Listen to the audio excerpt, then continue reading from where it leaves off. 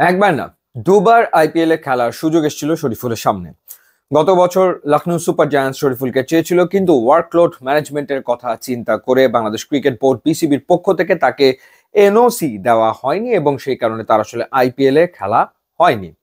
এরপর শরীফুল কিছুটা rhythm definitely হারিয়েছিলেন, যে কারণে চ্যাম্পিয়ন্স ট্রফির স্কোয়াডে তার আসলে জায়গা হয়নি, যেখানে জায়গা করে নিয়েছেন তাসকিন আহমেদ, মুস্তাফিজুর রহমান, নাহিদ রানা, তানজিম হাসান সাকিব, হাসান মাহমুদ কিংবা শরীফুল। তারা আসলে জায়গা করে নিতে পারেননি। বিপিএল এ শরীফুল ভালো পারফর্ম করছেন, কোনো সন্দেহ আসলে নাই। মোটামুটি ভাবে ভালো পারফর্ম করছেন, স্পেশালি লাস্ট ম্যাচটাতে যেভাবে তিনি বল করেছেন, চারটা উইকেট নিয়েছেন এবং সোফার এখন পর্যন্ত 10 ম্যাচ খেলে 12 উইকেট নিয়েছেন শরীফুল।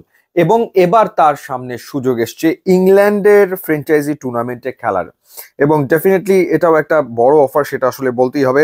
ইংল্যান্ডের যে জনপ্রিয় ফ্র্যাঞ্চাইজি টি-20 টুর্নামেন্ট হয়, অর্থাৎ টি-20 ব্লাস্ট, সেই টি-20 ব্লাস্টে খেলার অফার পেয়েছেন শরীফুল, এবং সেটা হচ্ছে এসএক্স এর পক্ষ থেকে তার সাথে যোগাযোগ করা হয়েছে।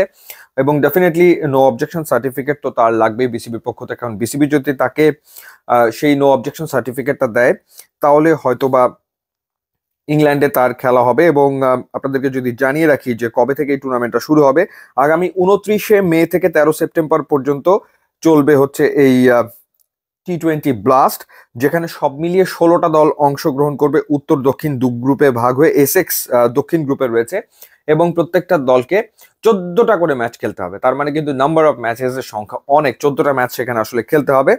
তো সেই টুর্নামেন্টে এখন শরীফুল আসলে খেলবেন কিনা, যেহেতু তিনি চ্যাম্পিয়ন্স ট্রফির স্কোয়াডে আসলে নেই, তো সেই ক্ষেত্রে বিসিবি তাকে এবার এনওসি ডেফিনেটলি দিতেই পারে এবং দেওয়া উচিত। কারণ এই ধরনের টুর্নামেন্ট গুলোতে খেললেই আসলে ক্রিকেটারদের যে স্কিল, সেই স্কিলটা ভীষণ রকম ডেভেলপ করে। তো এই কারণে ইন্ডিয়া হোক, পাকিস্তান হোক, সব দেশের ক্রিকেটার যখনই তারা ইংল্যান্ডের কাউন্টি ক্রিকেটে খেলার সুযোগ পায়, ইংল্যান্ডে খেলার সুযোগ পায়, সেই সুযোগগুলো তারা আসলে লুফে নেয়।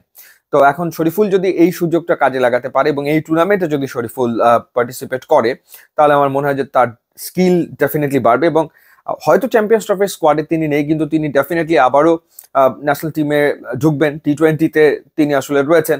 সো এই টুর্নামেন্টটা তার ভীষণ রকম কাজে লাগবে। এখন দেখার ব্যাপার যে বিসিবি তাকে আসলে এই টি-20 ব্লাস্টে খেলার ছাড়পত্র দেয় কিনা। ইউটিউব এবং ইনস্টাগ্রাম লিঙ্ক দেওয়া আছে, আপনারা যোগ দিলে খুবই খুশি হবো। And thanks for watching.